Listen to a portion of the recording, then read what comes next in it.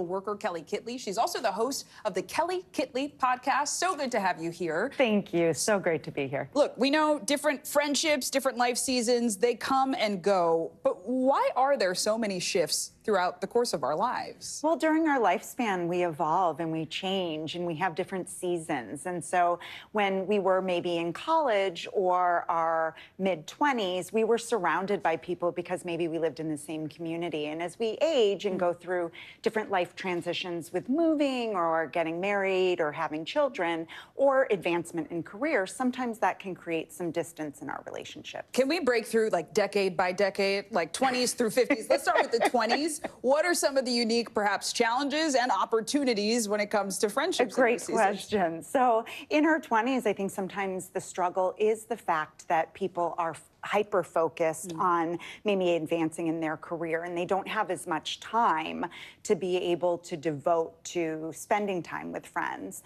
And some of the challenges can be we have less free time too. You might maybe went from sharing a dorm in college to suddenly you're all clocking in 9 to 5s. What about your 30s? Your 30s can be a time of change in the fact that sometimes people are getting into more intimate relationships for some people, and they may be dating exclusively or getting married, and all of their time is going towards that other partner, and they're finding it hard maybe to spend as much time with girlfriends or guy friends or, you know, in groups instead of one-on-one. Yeah, how do you fix that? How do you maybe make sure that you're not ghosting your loved ones, your platonic loved ones, for your new romantic one? And the platonic friendships are really the ones that are that core foundation that help support us too.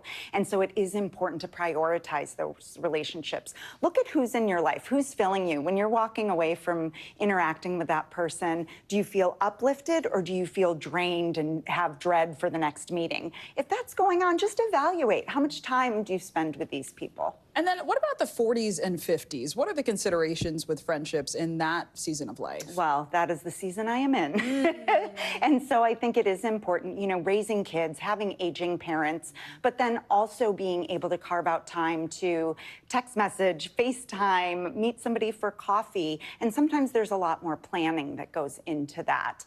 And sometimes our friend groups get smaller, but a lot of times the quality of those friends are so much greater. I love that. Maybe not as wide, but you're going deep. Can we talk just through all of these seasons? How can we navigate friendship well, both maintaining it or maybe just acknowledging that sometimes they do need to be sunset? Yeah, oh, I love that. That's how I approach it anyway. I love that, and it's a gentle approach. You know, that there doesn't need to be hard feelings. Sometimes we connect with people right where we need to connect with them, and sometimes we can release those relationships, and there doesn't need to be hard feelings. And, you know, sometimes it's best if we're taking care of ourselves by just distancing ourselves from some of those relationships. But you can also make relationships a priority, make time, FaceTimes. Can you give us some just quick tips on that? Sure. So, for example, sometimes I'll take a walk with a friend because I'm getting exercise and I'm filling my emotional bucket. And so for some people, if we can multitask, as oftentimes women do, it can really be more manageable for us. That's so good. Your responsibilities increase as you get older, but you can bring friends into that. So, so good. Kelly Kitley, So important. Thank you for being a friend of the show. We appreciate it. Thank you. Thanks for being with us. We got a lot more news ahead on